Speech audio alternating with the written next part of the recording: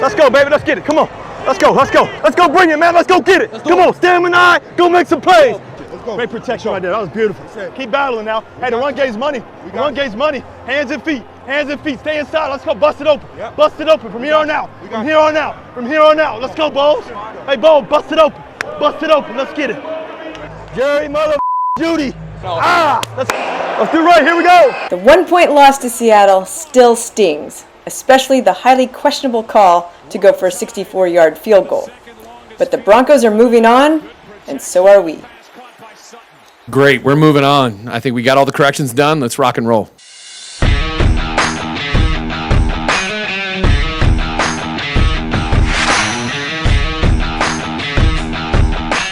Hey Broncos country, I'm Laurie Latitmore-Volkmann, and this is the Roundup. Denver is back at Mile High this Sunday for its home opener, and the coach and players insist they are moving on and have forgotten all about the debacle in Seattle. You always want to win. I mean, that's what I play the game for, to win. But I think that what I saw from our team was our ability for us to respond in the midst of adversity, in the midst of a game. You know, obviously we had penalties, we had different things happen throughout the game that didn't go our way. But with a minute and less or so, we had the chance to win the game. And I believe, one, number one in myself, but two, I believe in this football team, what we can do. And if we're in those chances, down the road, we're going to win a lot of those games because you have to go through a little bit of adversity to get to the other side. While the Broncos are coming off a game they should have won, the Texans are coming to town after a game they definitely shouldn't have tied. The Texans let Jonathan Taylor run roughshod over them for 17 unanswered points, ending the game at 20-20. So the Texans are coming to town with a little bit of chip on their shoulder. That sets up an intense matchup this Sunday as both teams are angry and believe it's a must-win game. I mean, every game we're urgent. I mean, I don't think it's just one situation, the first week, September, October, November, December, all those. I mean, in the end, we're out there to compete every day and win every single game. That's our focus, that's our mindset, but it's one game at a time. Keeping things interesting, the Broncos will play without some key starters this weekend. On defense, the Broncos will play without Justin Simmons. A big loss to the secondary, but it will give Caden Stearns a chance to show he's ready for a starting role. In the edge rusher department, Randy Gregory is also questionable, but Baron Browning has proved to be a solid replacement. On the other side of the ball, wide receiver KJ Hamler is out, but for some good news, inside linebacker Josie Jewell is expected to be back and in the lineup for Sunday. And that's especially good news since O.J. Howard will likely be a key target for Davis Mills and the Texans offense. Now let's look at the keys for the Broncos turning things around early and getting a win at home this weekend. First up, scoring touchdowns in the red zone. That's it. Yeah, going back and looking at it, the opportunities were there. We had people that were open. We had, opportunities. And I think it's just about, being able to execute it at an even higher efficiency. So for us, we're just going to keep on executing, keep on getting better at every single thing that we want to do, make sure we have the right plays, the right people in the right spots, and just keep on dialing it up. Last week, the Broncos fumbled the ball at the goal line twice on back-to-back drives. You can't get down there, especially inside the 5, and not walk away with at least 6 points. The Broncos did show some impressive offensive prowess, however. Russell Wilson recorded the third most passing yards of any QB during week 1. And it was the first time since 2016 the Broncos played a game without a 3-and-out. Much different from last year, where we played 3-and-outs pretty much our entire offense. But Denver's nemesis was the red zone, as the Broncos failed to get points on any of its 4 trips inside the 20, thanks to the 2 fumbles and a false start that negated a touchdown. Can't do that this week, especially at home, and Russell Wilson knows it. Well, I think obviously just capitalizing on opportunities. We had some great opportunities, although our defense got the ball a couple times for us and just did some special things. I thought we moved the ball extremely well. We were really confident moving up and down the field. We had some opportunities in the red zone. That's the name of the game. I always call it game-altering plays, GAP plays, GAP. It's like those game-altering plays, we got to make them, and that's the difference in that game. The second key to this game will be discipline on defense. Last week, the Broncos were out of sync for the entire first half. They pulled it together for the second half and showed that this defense does have the ability to stop the run, the pass, and the quarterback. Comes out, and the Broncos have it. The tackle by Darby, and Denver is taken over. Defense also needs to be disruptive. Pat Surtain neutralized DK Metcalf last week and will be expected to do the same with Brandon Cooks this week. How do you think Pat Surtain did going up against DK pretty much all game? Very good. I mean, he's a premier player. I mean, I think everybody saw it in that game. I thought he did great. You know, one of our goals was to be able to limit those two guys in their explosives, and he did, and he rose to the challenge. I look forward to that all season. With Caden Stearns in for Justin Simmons, it will be uber important for the edge rushers to get to the quarterback and prevent the big play down the field. Earlier this week, Coach Hackett noted the vertical threat that Brandon Cooks presents. Yeah, I mean, he's got a lot of juice. I mean, we all know what he's done in his past, both, you know, at all the teams that he's been with. And, I mean, he's an unbelievable vertical threat. And we're going to have to know where he is at all times because we know they're going to try to throw the ball down the field. The same may also be true of O.J. Howard, who joined the Texans just a couple weeks before their first game and hauled in 2 touchdown passes against the Colts. Yeah, big guy that can run, and so they do a good job of getting them in situations where you think you're going to run the ball, and then they get them vertically down the field. And so we just got to be aware of the situations when they're taking those shots and, you know, how they're going to utilize them. Finally, the key to winning this game is the Broncos need to not beat themselves with stupid penalties, poor discipline, and dumb decisions. Looking at you, Coach. I think we have a really good plan, and it's just about going out there, executing and finishing. I think we go into it, obviously, we always want to run the football. I mean, we want to be sure that we're always getting a good run game going. I think we did some really, really nice things, and I think some of the passes were there. So I think that we just have to be sure we're doing what's right for that team at that moment. If it's running the ball, we're going to do that. If it's passing the ball, I mean, both were very efficient, so we were in a really good place there. If Russell Wilson picks up where he left off last week and reminds his coach that 4th and 5 is totally in his wheelhouse, the Broncos should leave Mile High with a much-needed victory on Sunday. Judy's open and makes the catch. Judy's still on his feet.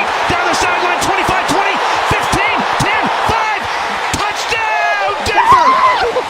Jerry Judy, a 67-yard play. Let's go. All day. All day. Let's get it. Let's go, man. Let's go. Keep balling.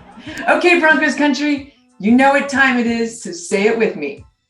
Let's ride. Go Broncos. Let's ride.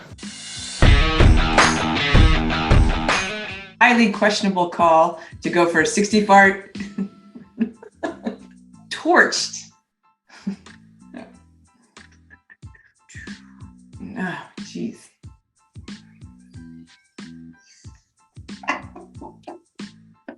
Let's ride. Let's ride. Let's ride. Let's ride.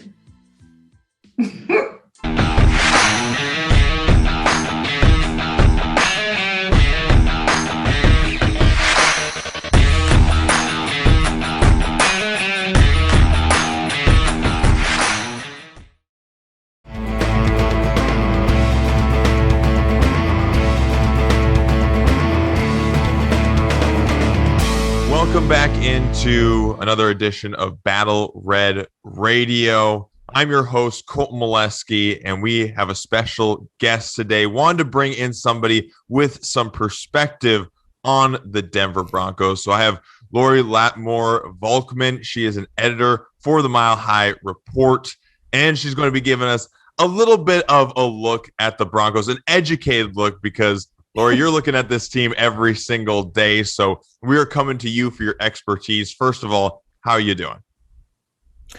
Well, first, I'm doing great, and thanks, Colton, for having me. I'm excited to talk about Texans Broncos. As you probably know, most Broncos fans right now are reeling over our recent Monday night debacle, so we can get into that later, but all things considered, I'm doing pretty well. You know, I got to say, looking at this game and looking at the games that these two teams played headed into this week, I think that we are set up for the most entertaining game, not because of good football, but just the most entertaining game, because I think these teams played the two weirdest games outside of maybe Steelers Bengals for the week 1 matchups. Absolutely. I think the same. I was reading some on the Battle Red blog, and I was laughing at the post about how, like, who would have, in all the crazy things you might have thought would happen in week 1, who would think it would be a tie game? And it's like, yeah, right. You don't even think that's going to happen in the NFL at all. And in our case, who would think that a coach, albeit a new head coach, would make such a stupid mistake when you have Russ Wilson as your quarterback? And that's where I wanted to start with you, Laurie, if we could. I'd like to take a look before we get into matchups. Just give me the mental mindset of your team. Where are your Broncos fans going into week 2 as far as getting away from a weird trip up to Seattle? What's the state of the team going into week 2? So after that week 1 game, which I would be shocked if there were too many fans who didn't think we were going to win it. I think there were a lot of fans who recognized it wouldn't be an easy win, partly because of going into Seattle, the crowd there, Russell Wilson playing in kind of a hostile environment for the first time. And so I think we thought it would be a tough game, but definitely a win. And then to be losing through most of the game, and then to have such a dumb decision when it should be so obvious. I think a lot of fans are really pissed and also really worried. And looking at this game with you guys as definitely a must win. If we go 0-2 on this season with this team, it'll feel like a huge failure. Yeah, and you talk about kind of weird emotions, how to feel after a game. I mean, I think Texans fans are a little bit in the same boat. I know that they were 7-point underdogs going into that game against the Colts, but there's a difference between being a 7-point underdog and finding your way into a tie and being a team that blew a 17-point lead and finding your way into a tie. And so I think that, if circumstances were different in the fourth quarter and they tied, maybe you think, okay, you got away with one because you're the worst team. But to blow the 17-point lead kind of makes it feel like more of a loss than even a tie. And so I think looking at this one, you really have two emotionally these teams are in weird spots, and there's a desperation for the Broncos, like you mentioned, but it's also weird because there's going to just be some flukiness about this game that I think you saw from both of them in week 1. So, Laurie, let's look at this game a little bit, getting in between the numbers, maybe in between the lines on the field here. What's a key matchup that you're looking at going into this game? Well, I think for us, it'll definitely be our wide receivers against your young secondary, which will be interesting because they didn't play much. I don't know if you watched the game, but Russell Wilson went to the running back and the tight ends, almost exclusively for the first 3 quarters, and then finally got Cortland Sutton and Jerry Jeudy kind of involved in the game. So I would expect that we go to them a lot more in this game, through the air, and then of course handing it off to Javonte Williams and letting him have his way with the defense. We'll see.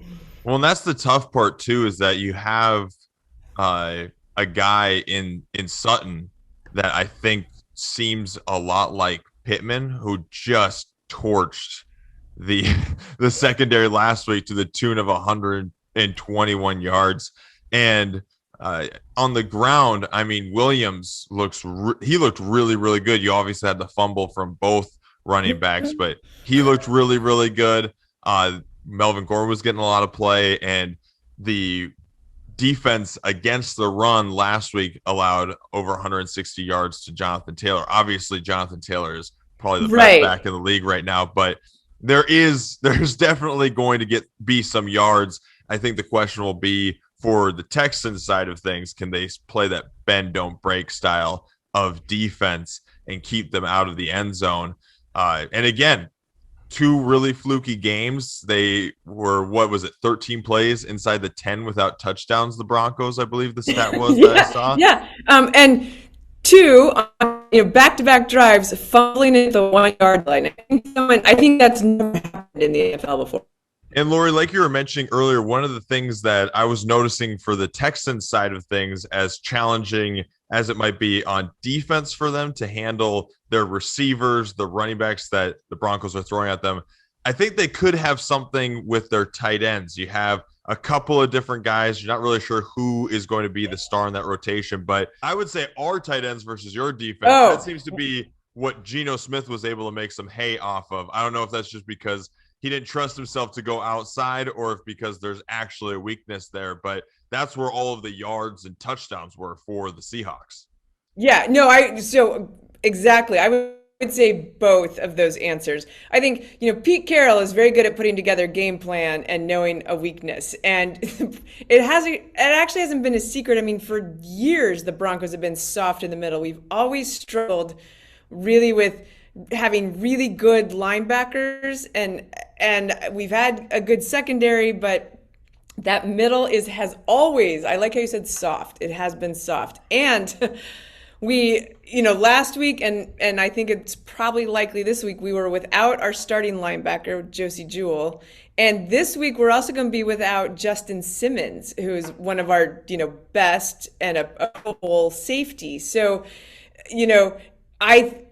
where our defense has been strong and where it's been weak, there's definitely an opening for the Texans. And Davis Mills, I mean, he was pretty solid in his game. I mean,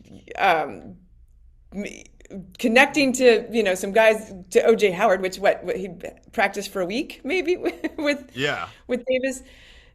So I think that matchup for you guys is probably it's good. Our safeties, our secondary, they hadn't played any preseason games, and they came in against Seattle, and you could tell their communication was all over the place. So that should be better this week. Losing one of our top safeties and probably not having our linebacker back, I think there's definitely an area to exploit, unfortunately. Alrighty. So from what we're saying, might be a little bit of an offensive match if these defenses don't have things figured out. Could be some scoring. I think there will definitely be some takeaways. This leads me into, what is an outside the box prediction that you have? We're going to get to score predictions here in a minute, but what's something that you think will happen that maybe not everybody has on their radar? I was thinking when you wrote that, I thought what I should say is that Brandon McManus is going to kick a 64-yard field goal and he's going to make it, and nobody's going to believe it. Just throwing in the side, huh? God, it's a killer. Going for it is the outside the box prediction. I mean, I'm still mad. I was mad, so mad that night. Mostly I was in disbelief, and then as you think about it, I just get madder and madder. I'm like, how the coach, I don't know. I know this is getting off topic, but he went to his press conference and defended it the first time. Then the second day he came back and said, well, yeah, we obviously should have gone for it. But when he described that, he didn't really concede that it was a bad idea to even plan on a 64-yard field goal. It was like, well, we made it to the spot that Brandon told us he could make it from. I'm like, that's 60. Why did you listen to him? It's 64 yards. He's never made that. And in this environment, it's not like it's, Mile High Stadium with the thin air. Like, come on, don't be so stupid. So yeah, that would be my out-of-box prediction, is that we go for it and make it. But I like it. I like it. Crazy out-of-the-box prediction would be that that Garrett Bowles, left tackle, gets a deflected pass that hits a helmet. He grabs it and runs into the end zone for the touchdown. I love it. This is the kind of predictions we're here for. If this game was a drink, what drink would it be? That is such a tough question. So obviously ruling out wine, because if you're drinking wine at a football game, you're not the right kind of fan. Beer is an easy one to go with, especially I think when you're talking like Texas and Denver, Broncos, like both. Yeah, and we're all about the micro brews and that. So I'm like, there's too many choices. So I think what I'm going to go with a whiskey sour, because I feel like you've got that hard. It's going to be there's a lot of. I think they're going to be grinding this one out. So I'm going with hard liquor whiskey. Good kind of solid alcohol right there. Yeah, and then you know, we have a sour taste in our mouth after last week, and I'm guessing the Texans fans do too. So I let the whole like lemon twist there, I think goes well with this whiskey sour. I like it. That's a good call. I'm going with a shot of Jägermeister because I think that the key to this game, I think the Seahawks are a little better than people give them credit for, but I thought the key to that game was kind of that they made it messy. And so I think if the Texans are able to make that game messy, and nothing's messier than a shot of Jägermeister, then there's going to be success. And I think that the Broncos might play down to that kind of game. They might play down to that kind of level. And so there's my prediction. So Jägermeister, that's my drink of choice for this game. I think there's going to be some craziness. Speaking of craziness, let's get into some score predictions. Laurie, what do you think this game is going to do as far as score? We can go over under. I know the spread on this game is in favor of the Texans, -10, over under 45. Your predictions? I'm going to go under. I don't think we'll get over 10 points on you. Oh, no.